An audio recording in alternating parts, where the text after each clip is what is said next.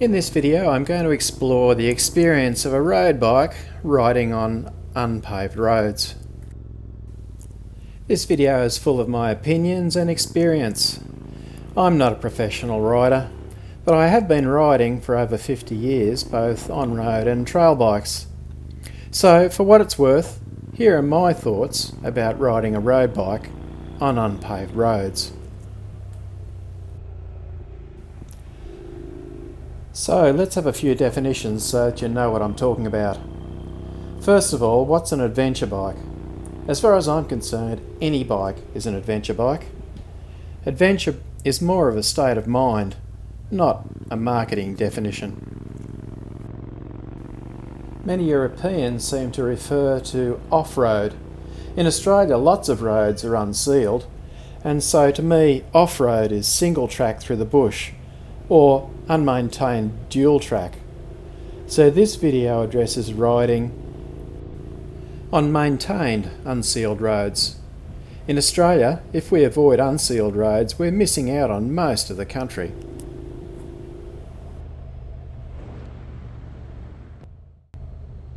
So what happens when you're merrily riding your road bike along a nice paved road and suddenly, oh no, there's unpaved road right in front of you?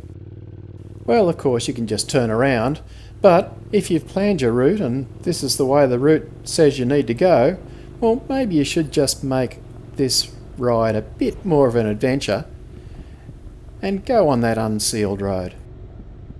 I know the rule says that if you haven't got an adventure bike, you must not ride these sorts of roads. But that's just rubbish, and we all really know that. So instead of getting a death grip on the handlebars, relax. Just have your hands gently on the bars. When you come to a corner, just lean the bike around the corner, but not yourself, just stay upright. Nice smooth throttle, and you can get around it. The biggest problem us road bikers have is that feeling of the bike moving around all over the gravel. It's just not giving that same feedback certainty that you get from a paved road. So practice is the only remedy. Lean the bike, keep yourself upright, then you can accelerate once you're straight again. Inside corner turns will often have deep corrugations.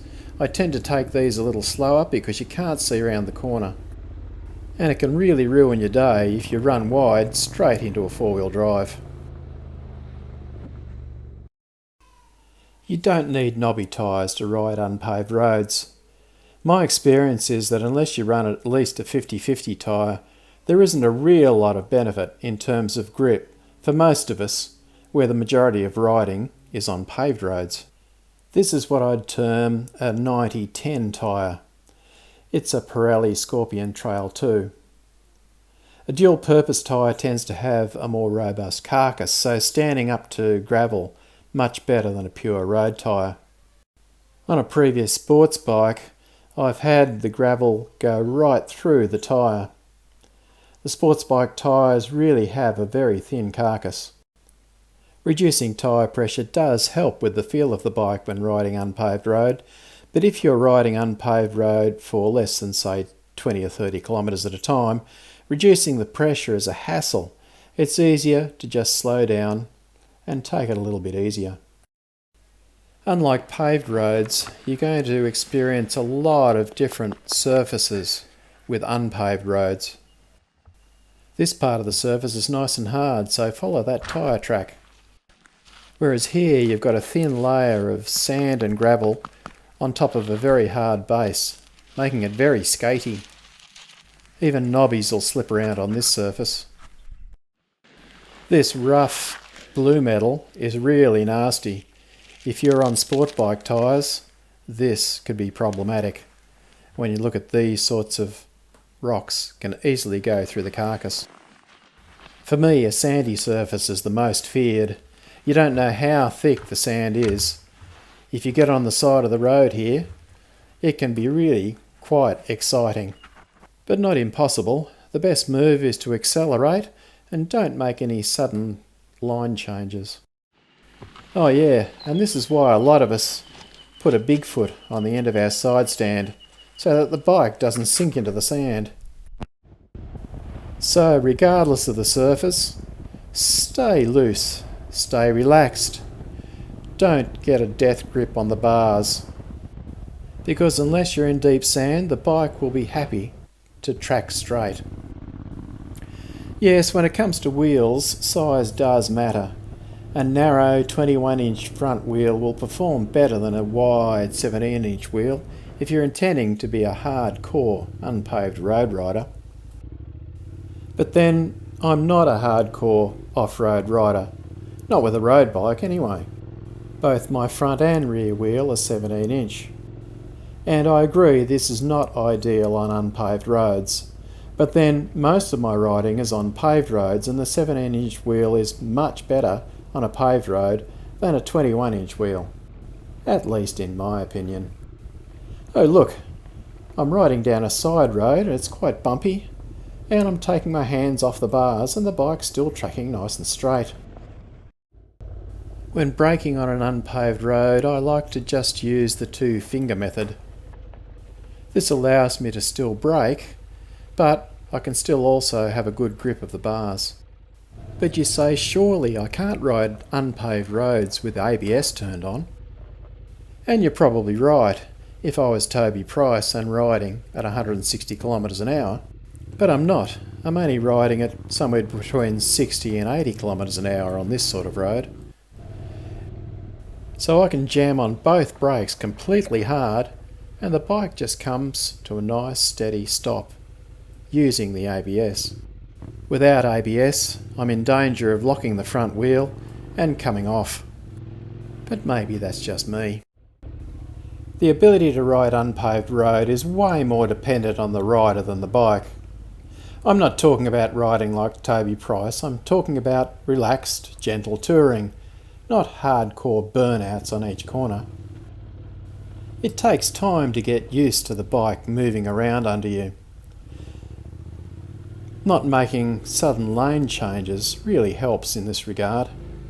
Relax. Yes, that's difficult, I know, but only time on unpaved roads builds confidence. For us road riders, it's really weird to corner by leaning the bike while sitting upright, rather than leaning with the bike. But this allows you to adjust when the bike slips a little on loose and uneven surfaces. I feel way more confident of not falling off the bike using this method. I don't stand up on the pegs much when I'm riding unpaved. However, I do stand up when I'm riding up some really rough stuff. But when cornering on faster, more open roads, I find it more confident to stay sitting down, lean the bike, stay sitting upright, and just lean forward a bit to get a bit more weight on the front wheel. With my road bike geometry, I find that I can get much better feel and much better cornering by staying sitting on the bike. But if I'm riding this sort of stuff, standing is definitely the go. By standing, you can de-weight the bike by bending your knees as it rolls over some of these bigger obstacles. Oh, and by the way, it's actually really nice to be out in the bush. It's a perfect day, and look at this scenery. Although it's a bit steep down there, better stay on the track.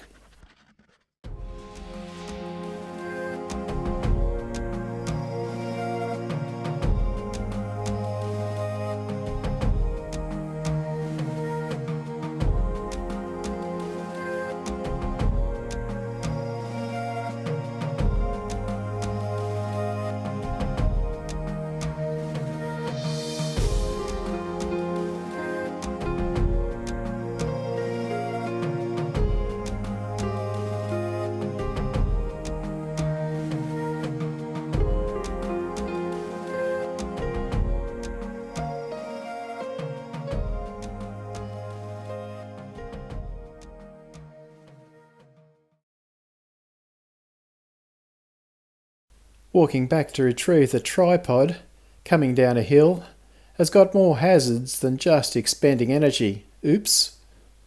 Not watching where I'm going, and down I go.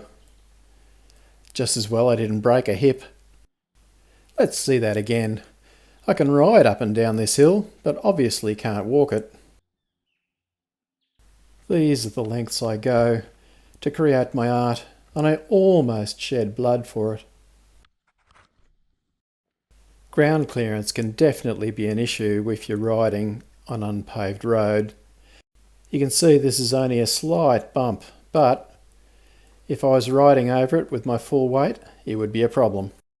A bash plate to protect the sump is certainly needed if you're going to ride this sort of environment. So, in conclusion, if you exclude unpaved roads from your touring, you're missing out on a lot of the country, at least in Australia anyway. A couple of basic riding techniques helps a lot too.